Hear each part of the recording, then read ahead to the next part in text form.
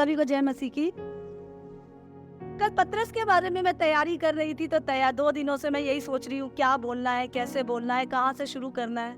तो मैंने एक चीज महसूस करी, पतरस किसी से कम नहीं था। और स्पेशली जब मैं पतरस की पत्री को प्रीच करने के लिए वचनों में पढ़ रही थी, तैयारी कर रही थी, तो मुझे एक बात पता चली।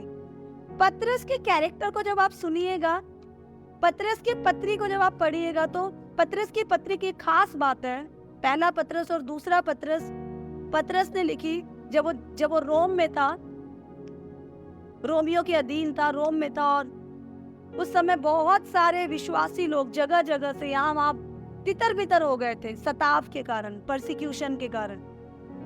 सताव में वो बहुत तकलीफ झेल रहे थे। ज्यादातर अन्य जातियों से विश्वासी थे, तो नए विश्वासी थे। ये नए विश्वासी बहुत तकलीफ झेल रहे थे, अपना घर छोड़कर। सब कुछ हम पढ़ेंगे डिटेल में। तो पतरस उनको यहाँ वहाँ तितर बितर होकर, परदेसी बन के जहाँ जहाँ वो रह रहे थे, वहाँ रहते टाइम उन्हें कैसा व्यवहार करना है, उन्हें अपने इस सताव के समय कैसे प्रभु की महिमा प्रकट करनी है। अपने सताव के समय जिन मालिकों के घर में है, जिनके हम अधीन है, बहुत सारे लोग गुलाम थे यहाँ वहाँ, हमें गुलामी में कैसा व्यवहार करना है। सताव के टाइम प्रभु के प्रभुता को कैसे प्रकट करना है, कैसे स्थिर रहना है, कैसे सताव में भी प्रभु की जय जयकार करनी है। सारा ज्ञान, सारी बातें, सारा एनकरेजमेंट पतरस, पहला पतरस और दूसरा पतरस लिख के सारे यहाँ वहाँ तितर बितर हुए सताव में रह रहे मसीहियों को पतरस सिखा रहा है। हमें से बहुत सारे लोग अभी तक सताव को जानते तक नहीं है क्या। हमें लगता है हम इतना ही झेल नहीं पाते। अगर हमारे रिश्तेदारी में कोई कहता है ओ ये तो चर्च जाने लग गई, हम उसी में टूट जाते हैं। पर लोग ऐसे भी हैं जो अपना घर बार छोड़कर, उनको मारा जा रहा है, भगाया जा रहा है। हमने थोड़े दिनों पहले उड़ीसा में ग्रैम स्टेन की स्टोरी सुनी। ऑस्ट्रेलियन कपल हिंदुस्तान में आके वो सेवा करने लग गए, और सेवा करने के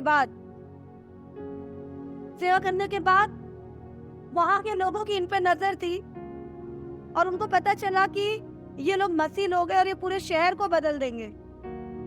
तब ग्रैम स्टेन जब यहाँ वहाँ प्रचार के लिए जाते थे, कोड़ियों की वहाँ सेवा करते थे, तो वहाँ विरोधियों ने, मसीह विरोधियों ने उनको पकड़ा। उनके 2 बेटे 7 साल और 10 साल के शायद थे, या 8 साल और 12 साल के थे करीब। उनके 2 बेटे और पिता को गाड़ी में चारों तरफ से घेर के पेट्रोल डाल के गाड़ी को ही आग लगा दी। जिंदा बाप बेटे सब जल गए। और जलने के बाद जब उनको मतलब बहुत भीड़ थी, केस हुआ, पकड़े गए लोग। ये हिंदुस्तान के इतिहास का एक काला दिन माना जाता है, जहां एक विदेशी फैमिली की आधी फैमिली को इतनी बुरी तरह सड़क पे जला दिया गया। उनका अपराध क्या था? उनका अपराध यही था कि वो प्रभु के प्रेम को लोगों पे प्रकट कर रहे थे। कोई पाप नहीं है, वो अपराध भी नहीं है, ऐसा कोई कानून भी नहीं है। पर मसीह भी, ये संसार मसीह लोगों से प्यार नहीं करेगा। लेकिन जब जला दिया गया, जलाने के बाद ये केस कोर्ट में पहुंचा, हमने कई बार पहले भी चर्चा की है। तो कोर्ट में पहुंचने के बाद ग्रैम स्टेन की पत्नी ने देखा सामने जो कटघरे में खड़ा है, वो जन है जिसने शोर मचाया, जिसने भीड़ बुलाया, जिसने मशाल से या आग लगाई, और जिसने पेट्रोल डलवाया और मेरे पति और मेरे 2 प्यारे बच्चों को जलवा दिया। बहुत मुश्किल है एक आम इंसान होने के नाते ये दुख बर्दाश्त करना। हमें कोई थप्पड़ मारे हम बर्दाश्त नहीं कर सकते, और एक माँ बाप के लिए बहुत बड़ा दुख है, असहनीय, अकाल्पनिक एक दुख है कि उनके बच्चों को उनके सामने जिंदा जला दिया जाए। प्रेमी पति को एक परदेश में, यहाँ उसका कुछ भी नहीं था, एक परदेश में आप गए हो अपने परिवार को लेकर मसीह की सेवा के लिए, और आपका आधा परिवार जला दिया गया। लेकिन सताव के समय प्रभु का अनुग्रह प्रकट करना हमारे लिए बहुत जरूरी है। और उस बहन ने प्रकट किया, बड़ी कोर्ट में उसने, बड़े अदालत में उसने कहा, मैं इन पर कोई इल्जाम नहीं ला, क्योंकि मेरे प्रभु ने मुझे माफ किया, मैं भी इन्हें माफ करती। सब दंग रह गए। तब ग्रैम स्टेन की मृत्यु हुई, तब लोगों का दर्द नहीं छलका। लेकिन जब इस पत्नी की माफी को लोगों ने देखा, और किसी गवाह और किसी सबूत की एक तरह से जरूरत नहीं थी, तब लोगों को पता चला ये तो भले लोग हैं। और आपको पता है, वहां गांव के गांव बदल गए, देश विदेश में सब जान गए कि एक औरत है, मिसेस स्टेन, उसने पुत्र यीशु मसीह की दासी है। पति की मृत्यु के बाद की माफी ने, उस दुख में, उस दर्द में प्रभु के नाम पे उसके स्टैंड ने पूरी दुनिया में मसीह के नाम का डंका बजवा दिया। तो सताव के समय एक विश्वासी कैसा रिएक्ट करता है, ये प्रकट करता है कि वो सच में प्रभु में है या नहीं। तो पतरस, ये जो पतरस की पत्री पतरस ने लिखी है, ऐसे सताव में रह रहे मसीहियों के बारे में, मसीहियों को समझाने के लिए, उनको उत्साहित करने के बारे में लिखी है। ये बताता है कि सताव के समय प्रभु की महिमा कैसे प्रकट होती है। और अगर हम इस पत्री पे जाए तो इसका जो फर्स्ट चैप्टर, उसमें पहला जो पतरस है उसमें 5 चैप्टर है, 5 अध्याय है, लेकिन जो पहला अध्याय है वो प्रभु की महिमा स्तुति से शुरू होता है। और अगर हम पहले अध्याय का पहला चैप्टर देखें, फर्स्ट वचन देखें, तो बताता है पतरस की ओर से जो यीशु मसीह का प्रेरित है। स्टॉप। पतरस की ओर से ये पत्री किसने लिखी है? पतरस ने लिखी है। वो रोम में है, 5 अध्याय का 12 वचन हम देखेंगे। सिलवानुस नाम के एक जन की मदद से वो इस पत्री को लिखवा रहा है, पतरस की ओर से जो यीशु मसीह का प्रेरित है। चूंकि ये पत्री पतरस ने लिखी है, इसलिए हमारे लिए बहुत जरूरी है कि जब इस पत्री को अंदर से पढ़े, इसमें जाए, उससे पहले हम थोड़ा पतरस को देख लें। सिर्फ 2 ही पत्री है, ज्यादातर नए नियम की पत्रियां भाई पौलुस ने लिखी है, या पौलुस के द्वारा लिखवाई गई है। पतरस के द्वारा 2 ही पत्री लिखवाई गई है, लेकिन संसार भर के ज्यादातर प्रभु के दासों का मानना यह है, पतरस की इन 2 पत्रियों की खास बात है। पहली खास बात, ये किसी जगह के स्पेसिफिक लोगों के लिए नहीं है, ये संसार भर में तितर बितर हुए सताव सह रहे हर विश्वासियों के लिए। दूसरी मान्यता यह है कि हर एक विश्वासी को ये पत्री पढ़ना और जानना चाहिए, क्योंकि अगर आप बहुत कुछ नहीं जानते लेकिन इन 2 पत्रियों को आप अच्छे से जानते हैं, पढ़ते हैं, तो एक आम विश्वासी के जीवन में आने वाले हर एक उतार चढ़ाव को आप इस पत्री में देख सकते हैं। आपको समझ आएगा माँ बाप के साथ कैसे रहना है, आपको समझ आएगा पवित्रता में कैसे रहना है, आपको समझ आएगा मालिक के साथ कैसे रहना है, आपको समझ आएगा सताव के समय कैसा व्यवहार करना है, आपको समझ आएगा कि कैसे प्रभु की महिमा करनी है, आपको समझ आएगा दासों के अधीन कैसे रहना है, आपको समझ आएगा कि प्रभु ने आपको जब इस पृथ्वी पर भेजा तो इसके पीछे प्रभु की क्या योजना थी। आपको समझ में आएगा कि आप चुने हुए हैं, इस बात का वास्तव में मतलब कि ऐसी बहुत सारी बातें सिर्फ छोटे से इस 2 पत्रियों में पूरी तरह समेट कर प्रभु के दास ने लिखकर यहाँ पर हमारे सामने छोड़ दी। और जो एक एक बात में इसके मनन कर सकता है, वो सच में एक सिद्ध पुरुष, एक सिद्ध विश्वासी, एक सिद्ध मसीही बन सकता है। तो चूंकि हम पतरस की पत्री पढ़ रहे हैं, तो हमारे लिए बहुत जरूरी है कि हम सबसे पहले जाने कि पतरस कौन था। हम पतरस के बारे में, उसकी पत्री के बारे में पढ़ने से पहले कुछ फैक्ट्स, पतरस के बारे में कुछ बात जानना बहुत जरूरी है। हम जानते हैं पतरस का असली नाम साइमन है, सिमोन है। साइमन जिसको यीशु ने पहली बार कैफा कहा। उसके बाद यूहन्ना की पत्री में हम देखते हैं जब उसने यीशु को 3 बार स्वीकार किया तो यीशु ने उसे कहा तेरा नाम पतरस होगा। पतरस का मतलब है पत्थर। अब इमेजिन करो आप में से मैं किसी को बोलती हूँ तू तो पत्थर है, हम लोग बुरा मान जाएंगे, पर एक्चुअली हम हमेशा भजन संहिता में पढ़ते हैं यहोवा मेरी चट्टान है, यहोवा मेरी चट्टान है। हम यहोवा को चट्टान से कंपेयर करते हैं, तुलना करते हैं। तो जब यीशु ने पतरस को पत्थर कहा तो उसका मतलब है वो नींव का पत्थर था कलीसिया की, लेकिन पहले वो नींव का पत्थर नहीं था। हाँ, हम उस पतरस को जानते हैं जो पहली बार जब यीशु मसीह से मिला, इंद्रियास के द्वारा यीशु से उसकी मुलाकात हुई, तो वो नदी में रात भर जाल डाल रहा था। जाल डालने के बाद उसको कोई मछली झील में नहीं मिली। उसके बाद यीशु मसीह उसके सामने आया। यीशु ने उसको बोला तुझे मछली नहीं मिली? नहीं प्रभु, कुछ नहीं मिला। यीशु ने बोला तू एक काम कर, तू उस तरफ जाल डाल। वो लोग फ्री हो गए थे, काम खत्म हो गया था, लेकिन उसके बाद भी यीशु के कहने पे उसने जाल डाला और एक भरी हुई मछली, जाल में इतनी मछली उसको मिली। मिलने के बाद यीशु ने उसको बोला छोड़ और मेरे पीछे हो ले।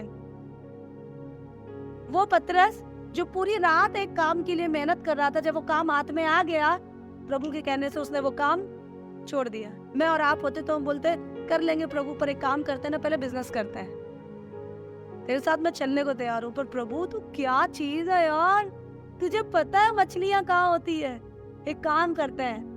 प्रभु 2-4 दिन 10 दिन मछली पकड़ते हैं। हम में से कुछ भाई ऐसा बोलते हैं दीदी मैं चाहता हूँ प्रभु की सेवा करूं, मैं चाहता हूँ प्रभु के लिए मैं अपना जीवन दे दूं, लेकिन मैं अपनी लाइफ को थोड़ा सिक्योर करना चाहता हूँ। कैसे सिक्योर करूंगा? थोड़ा सा और कमा लूं, थोड़ा सा और जोड़ लूं, थोड़ा सा और बना लूं। पतरस एक एक्साइटेड स्पिरिट था, एक उत्सुक जन। हम भी कई बार बहुत उत्सुक हो जाते हैं। हम किसी को गिटार बजाते देखते हैं तो हमें लगता है कि मैं भी बजा लूं, मैं भी बजा लूं, मैं भी बजाऊंगा। उसके बाद अचानक से हम किसी को कीबोर्ड बजाते देखते हैं, हमें लगता है नहीं नहीं मैं कीबोर्ड भी बजाऊंगा। फिर हमें प्रभु के दासों की, अभिषेक दासों के ढोलक को सुनते तो हमें लगता है यार गिटार कीबोर्ड से तो अच्छा ढोलक ही बजा लो, वायर की जरूरत नहीं है, कहीं भी बज जाएगा, हाथ भी नहीं छीलेंगे। फिर अचानक से हम कुछ प्रभु के दासों को बिना इंस्ट्रूमेंट के गाते सुनते हैं। अबे यार इन सब की क्या जरूरत है, मैं तो स्तुति ऐसे ही कर सकता हूँ। एक्साइटेड स्पिरिट है। हम ये नहीं जानना चाहते प्रभु ने हमारे लिए क्या चुना है। हर चीज में हमें उछलना। पतरस की जिंदगी को देखेंगे ना तो हमें वो उछलना कूदना हर जगह नजर आता है, जो हर एक आम विश्वासी की लाइफ में है। एक सिंपल मछुआरे से अपने लाइफ को पतरस ने शुरू किया। तो पतरस साइमन था जिसका नाम यीशु मसीह ने पतरस रखा जब उसने यीशु मसीह को 3 बार स्वीकार किया। पतरस ये एक ऐसा जन है जिसका नाम सुसमाचार की पत्रियों में यीशु के बाद सबसे ज्यादा बार लिया गया है। बहुत सारे कैरेक्टर है बाइबल में, बहुत कुछ है, लेकिन पतरस का नाम सुसमाचार की पत्रियों में सबसे ज्यादा बार यीशु के बाद लिया गया है। पतरस ही वो जन था जिसको सुसमाचार की पत्रियों को हम पढ़े तो सबसे ज्यादा बार डांट पड़ी है, सबसे ज्यादा बार। वो हर मोड़ पे डांट पाता था, हर मोड़ पे कुछ ना कुछ गड़बड़ वो करता ही था। पतरस ही वो पहला जन है जो यीशु की महिमा को सच में पहचान पाया था। यीशु ने एक दिन सबको बोला कि तू मुझे बता लोग मेरे बारे में क्या सोचते हैं। तो किसी ने बोला कोई भविष्यवक्ता मानता है, कोई ये मानता है, कोई वो मानता है। यीशु ने बोला सबकी छोड़, तू बता तू क्या मानता है। पतरस ने बोला तू सर्वशक्तिमान का पुत्र मसीह है। एक्यूरेटली, एग्जैक्टली यीशु मसीह को जिसने सबसे पहली बार पहचाना था वो पतरस है। सबसे ज्यादा बातें जिससे यीशु मसीह ने सुसमाचार की पत्रियों में की है वो भी पतरस है।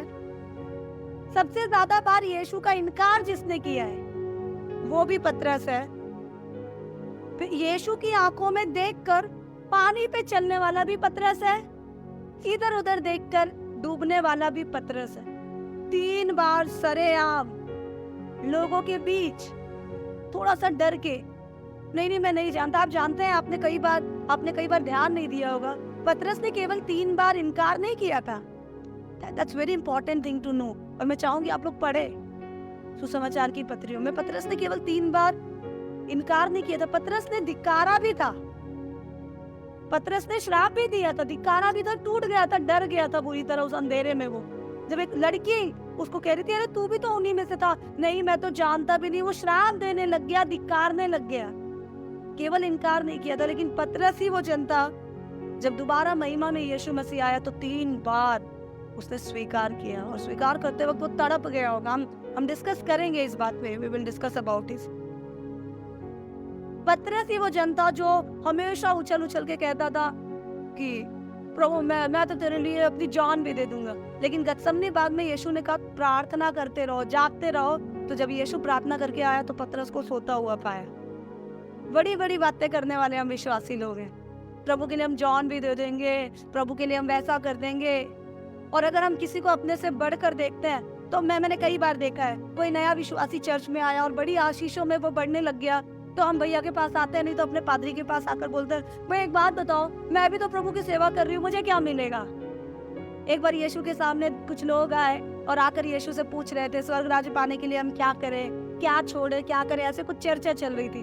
फट से पतरस टपक पड़ा। टपकने की आदत थी पतरस की, एक वो बोलते ना अनरेस्ट स्पिरिट थी उसके अंदर, उसको बस पूछना था, उछलना था, बड़ा बनना था। हम सबके अंदर वो इच्छा होती है। मैंने कहा ना हम पतरस को पढ़ेंगे तो हमें पता चलेगा पतरस बहुत कुछ हमारे जैसा था, हमारे जैसी बेचैनी, हमारे जैसे बड़े बनने की इच्छा, हमारे जैसे बड़े बड़े वायदे। प्रभु तू बता, प्रभु तू बता, मैं भी तो तेरे पीछे सब कुछ छोड़ के आया, याद कर मैं तेरे पीछे ऐसे ही नहीं आया हूँ, बहुत बड़ी जाल में मछलियां भरी थी छोड़ कर आया हूँ। तू मुझे बता मुझे क्या मिलेगा, मुझे क्या मिलेगा। वो पाने की इच्छा जैसे हम सब में है, अपने हिस्से की सोच, वही सोच पतरस के अंदर भी थी।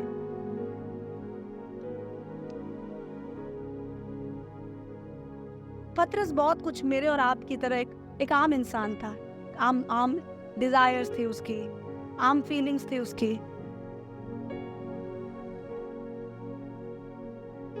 यीशु को 3 बार समाज के सामने उसने इनकार किया। और जब मैं कल इस बात को पढ़ रही थी और मैं तैयारी कर रही थी इस पत्री को आप लोगों के बीच रखने की, तो मैं उस समय को याद कर रही थी जब 3 बार उसने इकरार किया, स्वीकार किया यीशु को। और जब वो तीसरी बार कहता है, प्रभु तू सब जानता है।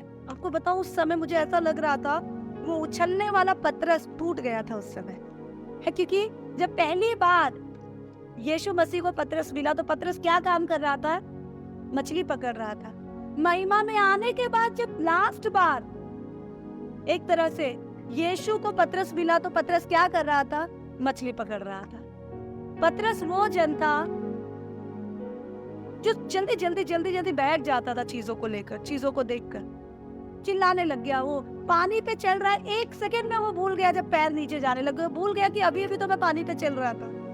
वो भूल गया अभी अभी तो 5 रोटी 2 मछली देखी थी, अब आंधी तूफान आ गया तो प्रभु संभालेगा ना। वो फटफट भूल जाता था। हमारी तो हम भी झट झट भूल जाते हैं प्रभु के कामों को जो वो हमारे जीवन में करता है। मैं यकीन करती हूँ जब यूहन्ना की पत्री में पतरस को यीशु ने बोला क्या तू सच में मुझसे प्यार करता है, तो वो एक्चुअली केवल सवाल नहीं थे, वो पतरस को निचोड़ने वाली कुछ बातें थी। बेटा तू याद कर, तेरे अंदर बड़े बनने की इच्छा थी। मुझे ऐसा लग रहा है अगर इस बात को हम फैलाएं, ये थोड़ा खोल कर पढ़े, तो पतरस, यीशु ने जब पहली बार पतरस को पूछा क्या तू मुझसे प्यार करता है, तो शायद इसको और गहराई से जाए तो यीशु पतरस को बोल रहा है कि पतरस तू याद कर, तूने महिमा के काम को देखा। तू याद कर जब मेरा रूपांतरण हुआ तो तू पहला जन था जो तूने मूसा को, एलिया को देखा और तूने बोला कि क्या मैं यहाँ पर तंबू बनाऊं, सबके लिए इंतजाम करूं, और तू ही था जो सबके सामने मेरा इनकार कर गया।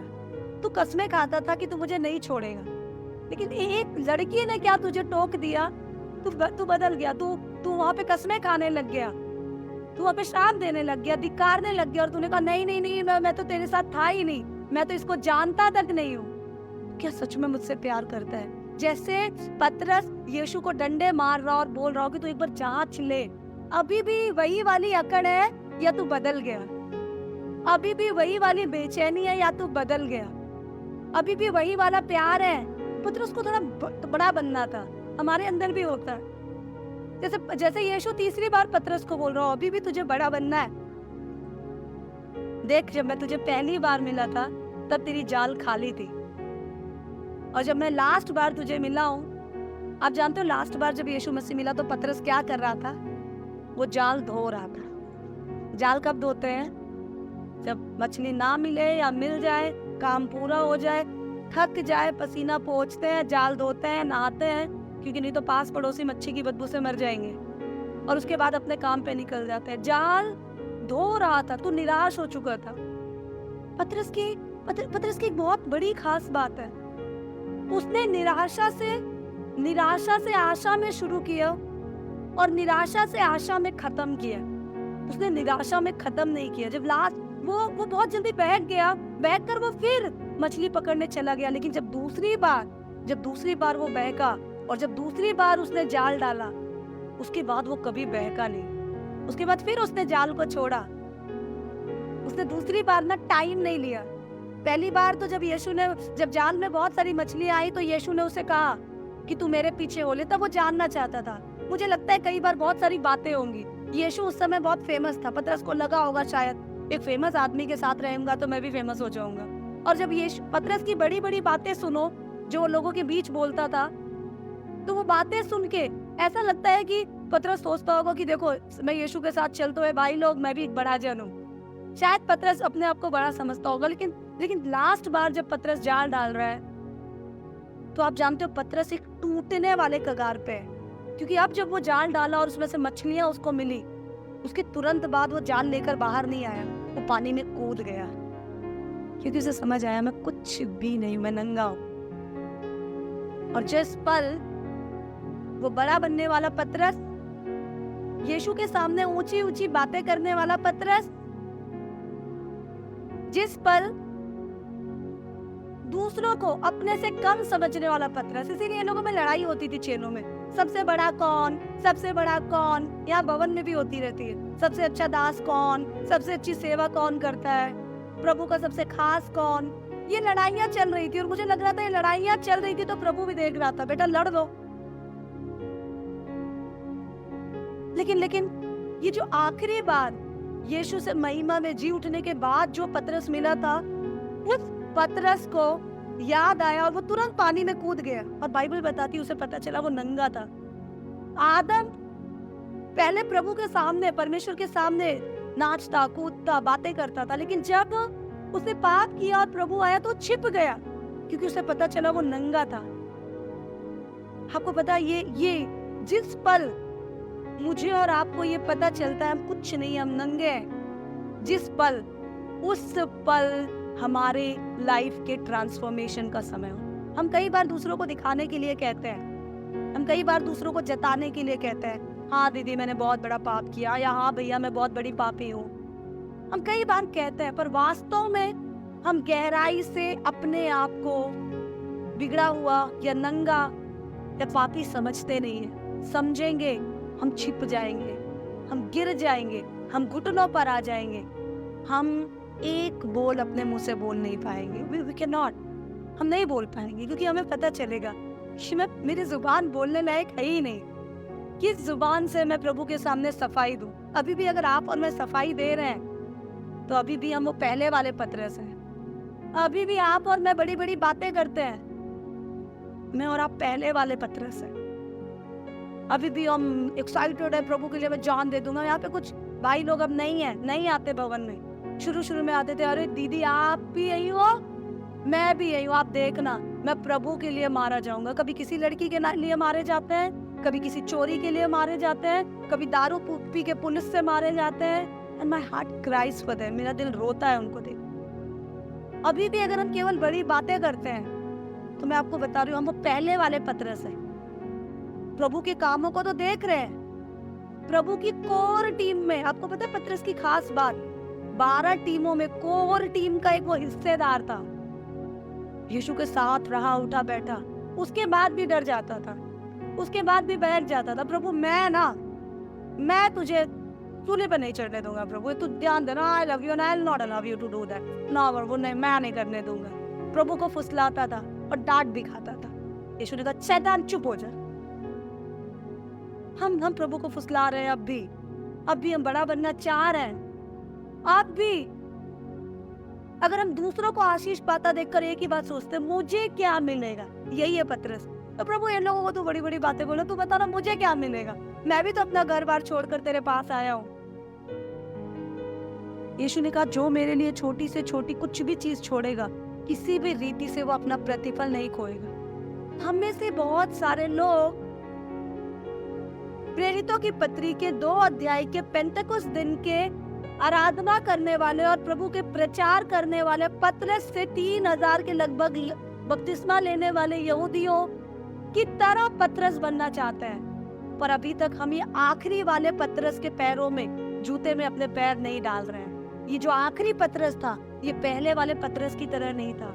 यीशु के सूली पे चढ़ाए जाने से पहले वाला जो पतरस जिसने 3 बार इनकार किया, जो लड़ता था, भिड़ता था, उछलता था, ऊंची ऊंची बातें करता था, बहकता था, सब कुछ जानता था, सब कुछ देखता था, मुर्दों को जीते हुए उसने देखा, बीमारों को चंगा होते हुए उसने देखा, पानी पे चलते हुए उसने खुद को देखा, कोड़ियों को खड़े होते उसने देखा, 12 साल की खून बहने वाली औरत को चंगा होते उसने देखा, प्रभु के पहाड़ी उपदेशों को आंखों से देखकर कानों से उसने सुना।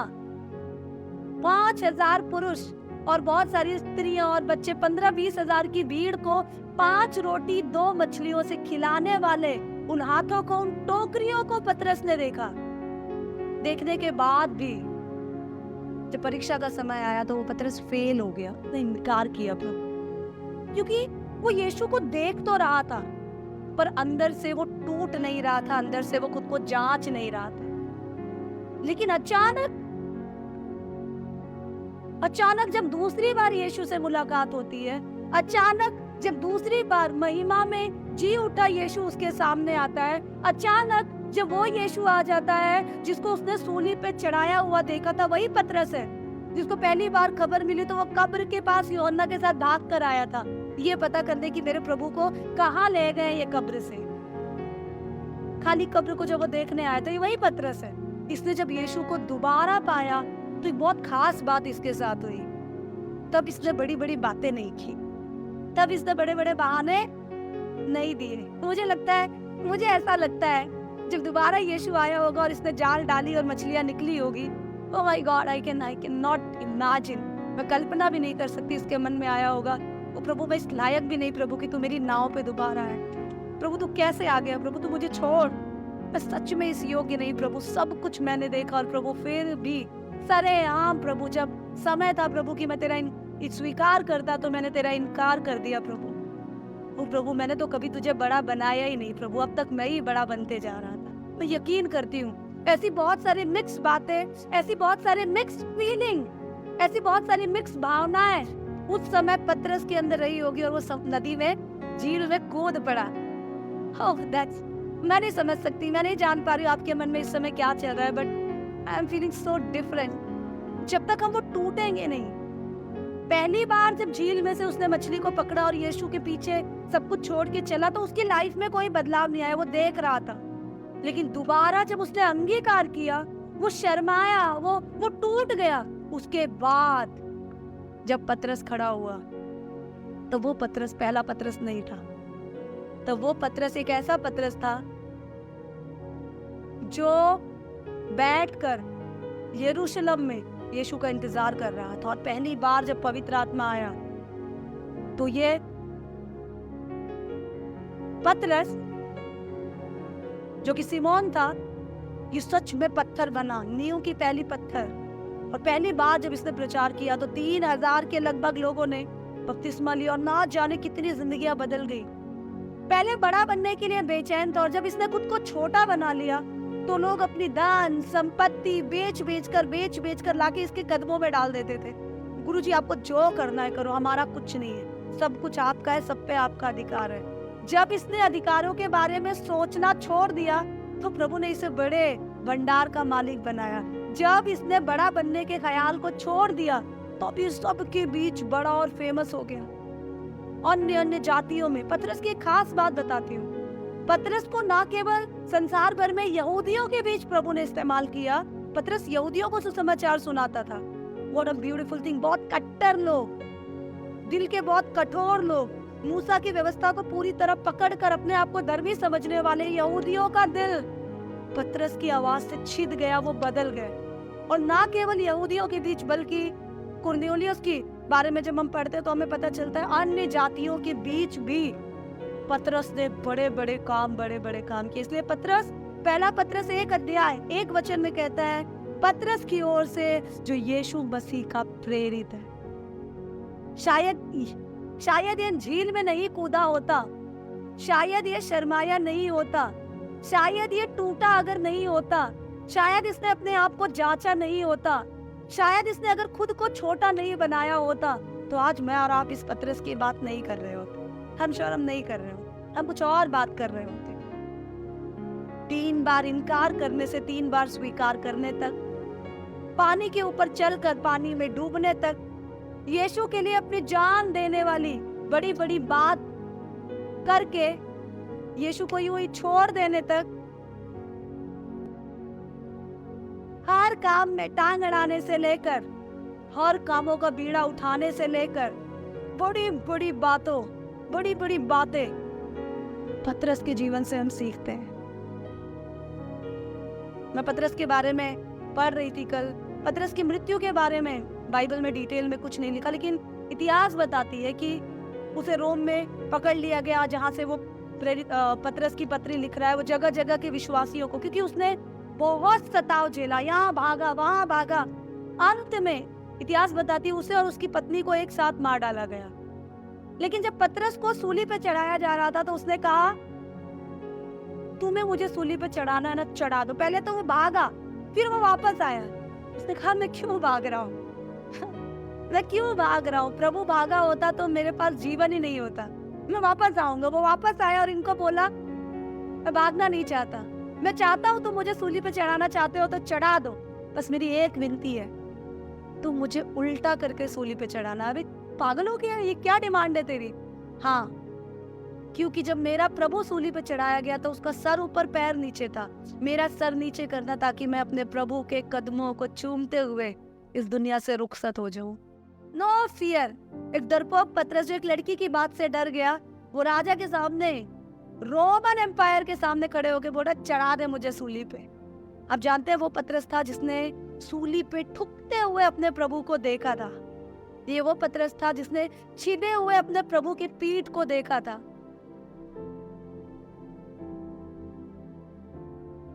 पतरस एक आम विश्वासी के ट्रांजिशन के बदलाव की कहानी है। पतरस मेरे और आपकी एक्चुअल कहानी है, हमारे बार बार गिरने की कहानी है। पतरस की लाइफ प्रभु में जीरो से लेकर हीरो बन जाने की कहानी है। लेकिन आपको ये बात जानना बहुत जरूरी है, सिमोन पतरस बन गया, सिमोन पतरस बन पाया क्योंकि सिमोन ने अपने अंदर के सिमोन को खत्म करके, शर्म में आके, घुटनों पे आकर अपने आप को गिव अप कर दिया, छोड़ दिया, कूद गया झील में। और उसने ये प्रकट कर दिया कि प्रभु बस बहुत हो गया। मैं बहुत उछल रहा था, मैं अपने आप को बहुत समझ रहा था, मैं तेरे साथ रहकर तेरी 3 साल की सेवा में मैं सोच रहा था तेरे साथ रह के मैं भी तेरे जैसा बन गया हूँ। मैं ज्ञानी समझ रहा था, मैं बहुत उड़ रहा था। प्रभु तू तो जानता है मैं कमजोर था और मैं गिर गया, पर मैं तुझसे प्यार करता हूँ। और जब तीसरी बार उसने दिल से इस बात को कहा तब यीशु ने कहा, हे पतरस, हे कैफा, हे सिमोन, तू पतरस है, तू पत्थर है, मैं तुझ पे अपनी कलीसिया बनाऊंगा। अधोलोक के फाटक तुझ पे प्रबल ना होंगे, जिसको तू माफ करे ना उसके माफ किए जाएंगे। पतरस जब अपने आप को इस पत्री में कहता है मैं यीशु मसीह का प्रेरित हो, तो हम उस प्रेरिताई को, प्रेरित का मतलब प्रेरणा देने वाला, प्रभु से प्रेरित हमें भी प्रेरित कर रहा है। इस एपिस्टल में, इस पत्री में जब हम पतरस की लिखी गई बातों को पढ़ेंगे तो हमारे लिए एक ज्ञान लेना बहुत जरूरी है। एक आम इंसान, एक आम मछुआरा, जब उसने अपने आप को खत्म कर दिया और जब उसने वो स्टेज पे आ गया कि बस प्रभु अब तो कर, मैं नहीं कर सकता, इट्स एनफ, तब प्रभु ने उस पे अपनी नींव रखी, अपनी सेवा की नींव रखी। मैं और आप, हम सब सेवक बनना चाहते हैं। मैं और आप, हम सब प्रभु के बड़े बड़े कामों को अपने जीवन में होता देखना चाहते हैं, पर मैं और आप प्रभु को नींव रखने नहीं दे रहे। मैं और आप प्रभु को काम करने नहीं दे रहे।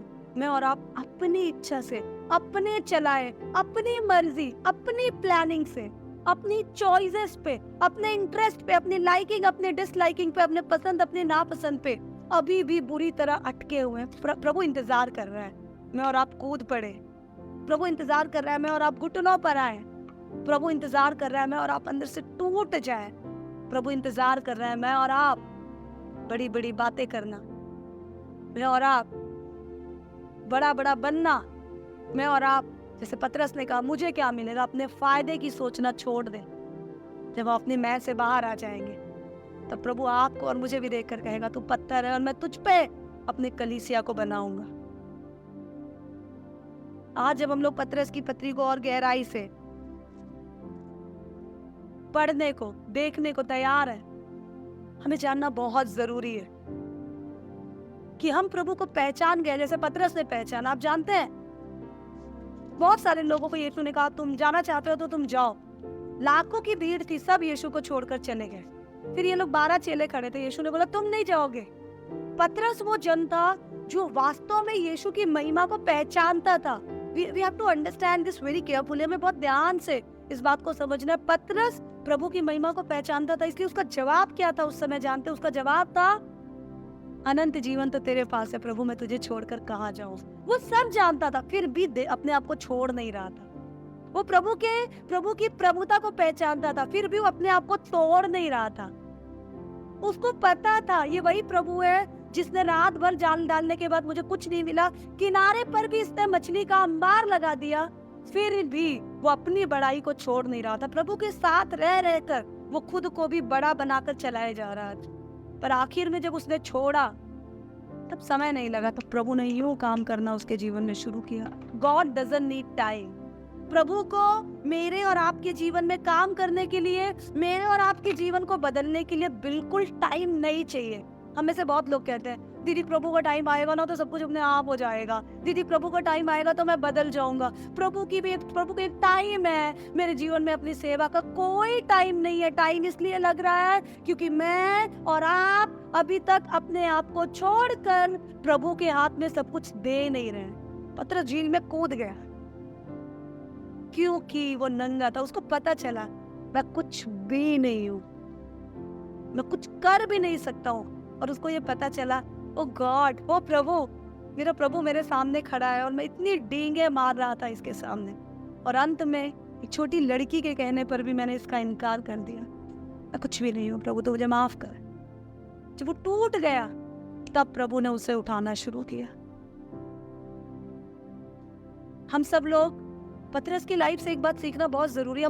हम कमजोरी में, कमी घटी में, हम सब लोग बेहाली में प्रभु के पीछे चलना शुरू किए थे। पतरस प्रभु के पीछे तब चलना शुरू किया जब पतरस के पास भरपूरी की मछली थी। पतरस की खास बात थी, उसने भरपूरी में प्रभु के पीछे चलना शुरू किया था। भरपूरी को छोड़कर, खालीपन को छोड़कर वो नहीं गया था। मजबूरी में वो यीशु के पीछे नहीं आया था। अगर उस टाइम वो मछली मिली, वो चाहता तो वो मछली के साथ कंटिन्यू कर सकता था, बाद में आ सकता था, बट ही लेफ्ट। और तब यीशु ने बोला मैं तुझे, तू चल मेरे पीछे, मैं तुझे इंसान को पकड़ने वाला मछुआरा बनाऊंगा। पतरस की पत्री एक आम इंसान से मसीही बनने की कहानी है। अपने आप को बड़ा बनाकर जीरो होने के बाद प्रभु को बड़ा बनाने की कहानी है। जीरो से हीरो बन जाने की कहानी। सताव के समय प्रभु की महिमा प्रकट करने वाले एक ग्रेट वॉरियर की तरह, एक बहुत बड़े योद्धा की कहानी है। अब तक हमने बहुत सारे, दानियल को सुना, दाऊद को सुना। मैं पिछले कुछ दिनों से पतरस के बारे में पढ़ रही हूँ और सच बताऊं तो बहुत सारे स्टेजेस पे ऐसा लगता था ये पतरस नहीं, मेरे बारे में ही है। मैं भी तो ऐसे करती हूँ, मैं भी तो ऐसे करती हूँ। प्रभु आपका और मेरा इंतजार कर रहा है कि मैं और आप गिव अप करें, छोड़ दें, कूद पड़े उस झील में, शर्म खाए अपने उस कामों पर, शर्म खाए अपने उस बड़ी बड़ी बातों पर, और तैयार हो जाए। प्रभु किसी और समय का इंतजार नहीं कर रहा। यीशु मसीह ने कहा पके खेत तो बहुत है, मजदूर थोड़े हैं, हम देरी कर रहे हैं। इसलिए आइए, जब हम लोग पतरस की पत्री को गहराई से पढ़ने के लिए अपने मन को बना रहे हैं, तैयार कर रहे हैं, तो हम लोग आज के दिन का समय लेंगे और एक बार मनन करेंगे। पतरस के जीवन पे नहीं, अपने जीवन पे। पतरस के चाल चलन पे नहीं, अपने चाल चलन। पतरस की बड़ी बड़ी डींगों वाली बातों पे नहीं, उन बातों पे जो मैं और आप मारते हैं, छोड़ते हैं, फोकते हैं बड़ा बड़ा, उन बातों पे। और प्रभु से एक बार कहेंगे प्रभु मैं तुझसे प्यार करता हूँ, बस और नहीं प्रभु, तू मुझे भी चुन और मुझ पर अपनी नींव डाल परमेश्वर, ताकि जिस काम के लिए तूने मुझे चुना है वो काम हाँ और आमीन में मेरे जीवन में प्रकट। हालेलुया। आइए हम अपनी आंखों को बंद करें। प्रभु धन्यवाद देते हैं परमेश्वर पिता इस दिन के लिए, इस समय के लिए। धन्यवाद देते हैं परमेश्वर पिता तेरे दासों के लिए प्रभु, उनकी गवाहियों के लिए प्रभु, जो हमें अंदर तक झकझोर देते हैं, तोड़ देते हैं परमेश्वर। प्रभु जब हम तेरे दास, तेरे चुने हुए जन, ओ प्रभु तेरे प्रेरित पतरस के बारे में प्रभु पढ़ रहे हैं, सीख रहे हैं, तो हम मानते हैं प्रभु जिन जिन गिरावटों में तेरे दास पड़े प्रभु, हम वहां ना पड़े प्रभु, बल्कि प्रभु हम अपने आप को सही समय पर जांचे और तेरे खेती के लिए एक प्रभु बहुत ही सफल और काबिल मजदूर साबित हो परमेश्वर पिता। तू हमें छू परमेश्वर, हम बड़े ना बने प्रभु, बड़े बोल ना बोले प्रभु, पर छोटी छोटी बातों में प्रभु हम अपने आप की चौकसी करें प्रभु। हो परमेश्वर पिता तेरे हो जाए प्रभु, तेरे करीब आ जाए, और केवल जुबान से नहीं प्रभु, मन से तेरा अंगीकार करे, केवल शरीर से नहीं प्रभु, दिल से और बुद्धि से भी प्रभु पूरी तरह तुझे स्वीकार करे। दूसरों को नहीं प्रभु, खुद को जांचे परमेश्वर। और प्रभु जिस काम के लिए तूने मुझे चुना है उस काम को करने प्रार्थना करते हैं प्रभु की इस वचन के जरिए जो आशीष तूने मेरे जीवन में ठहराई है प्रभु, एक भी चूकने ना पाए। तू बढ़ता जाए और मैं घटते जाऊं। यीशु मसीह के नाम में मांगते हैं,